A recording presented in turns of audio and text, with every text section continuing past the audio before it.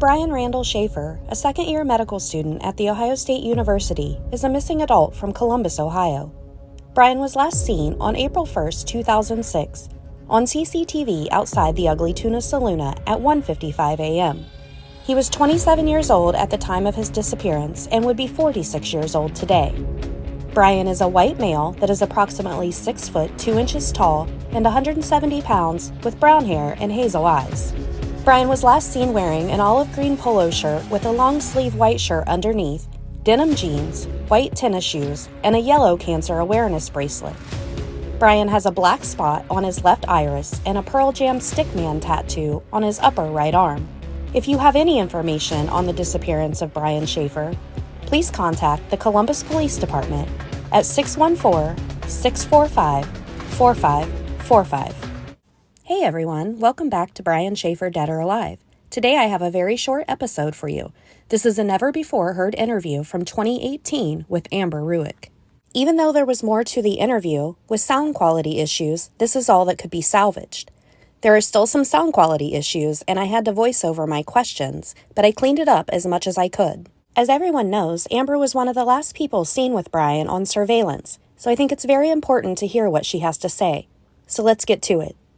When Amber was asked if Clint was her TA in any other classes that year or after Brian's disappearance, this was her response. Yeah, so I think my last semester, we were in quarters then, my last quarter at Ohio State, I don't think I had any microbiology classes. I was getting ready to graduate in 2006, so I'm pretty sure in fact, I know he was not my TA on any other classes because that would have made me uncomfortable. Amber was asked if her only communication with Clint was on the Monday she found out Brian was missing. This is what she had to say. So he's the one who reached out to me he was trying to get a hold of me on Monday to tell me that they couldn't find him. So I think he ultimately ended up emailing me and then calling me on Monday because once I got the email, I gave him my cell phone number.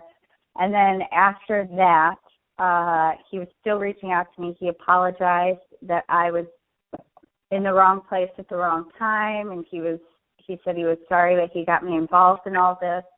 And then Randy, I got closer to Brian's father through all this, and Brian's father found out that Clint had emailed me, so he wanted me to reach out to Clint to see if I can get any information from him, and I could not.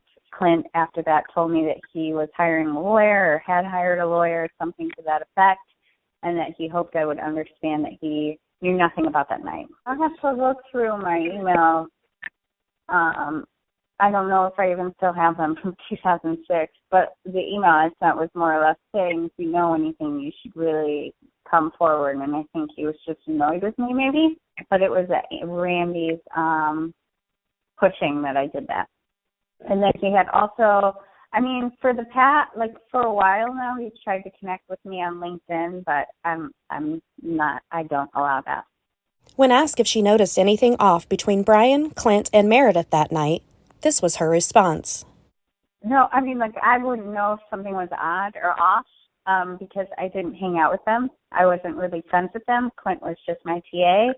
I think we ran into him. He bought me and Brighton shots. And we'd all been drinking heavily. So, it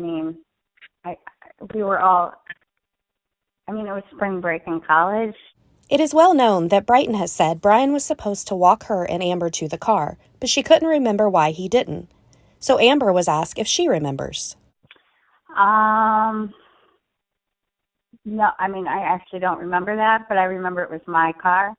And it was parked so the gateway was under construction because it was just being built. And I parked in that parking garage. The construction area has always been of interest for anyone following Brian's case. This is how Amber described the construction. So I do remember. Gateway, I think, had apartments or something in it. Or there was a movie theater, and then Ugly Tuna was there. Ugly Tuna, I think, was new at that point, and they were just building that whole gateway structure because it used to be nothing. It used to be like decrepit houses. That was a very bad neighborhood. So it wasn't fully finished. In fact, I remember when you walked out of the main entrance of the bar, there was like a wall or something, you could walk behind. I think it was just part of the construction that you could walk behind it. And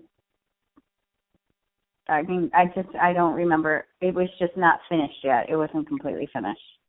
When, we were called down to the police station, but I remember that you could sneak behind this random construction wall and you wouldn't be able to be seen. She was then asked if it was possible to go through the construction area. Yes, you could have. And the only reason I remember is because I stepped out of the bar to call my boyfriend.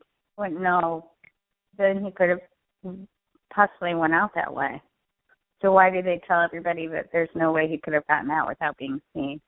I have always been curious if anyone actually saw Brian walk back into the bar that night, and Amber is the perfect person to ask. No, I mean, I don't remember. I mean, it's been how many years? So I don't know. I just remember we were going down the escalator and we were going back. Me and Brighton went to my college boyfriend's house.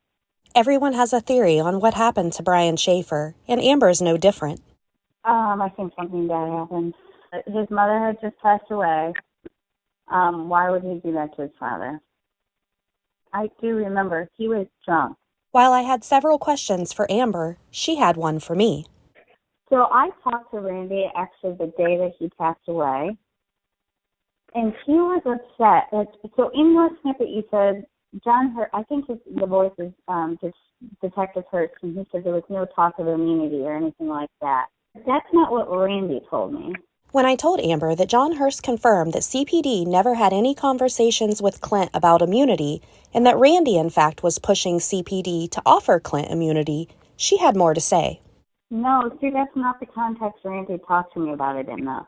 Randy said that he knew Clint knew something and wanted immunity, and that he didn't want to do that. I distinctly remember that because it was right before Randy passed away. I don't know. Maybe Randy was just, off his rocker at that point. I'm not sure. Because Clint has always said he had nothing to do with it. This is Amber speaking on what happened after she found out Brian was missing and her involvement in the investigation. I remember John Hurst because me and Brighton, I think Brighton went with me, went down to the police station that Monday. And it wasn't even an interview. I think we had to pick ourselves out. On the video, the police never really, I think they knew that we were just random people. Like we didn't have anything to add to this story. I don't even know if they asked where we were going. Randy always knew that me and Brighton had nothing to do with it, and once he passed away, I didn't feel really comfortable staying involved with things because there's crazy people on the internet, if you will, who have some wackadoodle theories about our involvement, and we were really not involved at all. I wish I could go back in time, and I wish I wouldn't have been drinking, and I would have had him walk us to the car or whatever it is. I'm walking out of the building or whatever would have happened, but you don't think about it.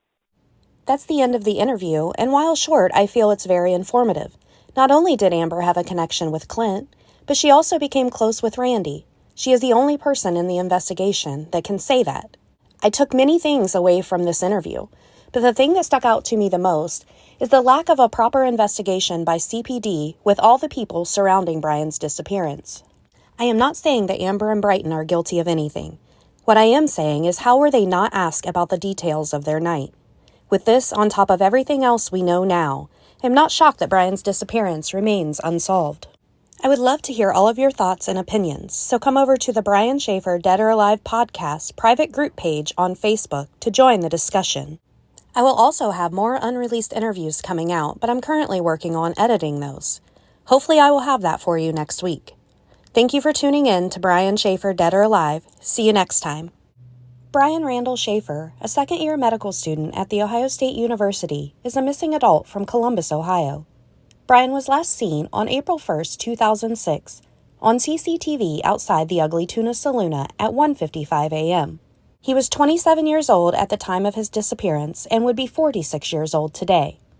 Brian is a white male that is approximately 6 foot 2 inches tall and 170 pounds with brown hair and hazel eyes. Brian was last seen wearing an olive green polo shirt with a long sleeve white shirt underneath, denim jeans, white tennis shoes, and a yellow cancer awareness bracelet. Brian has a black spot on his left iris and a Pearl Jam stickman tattoo on his upper right arm.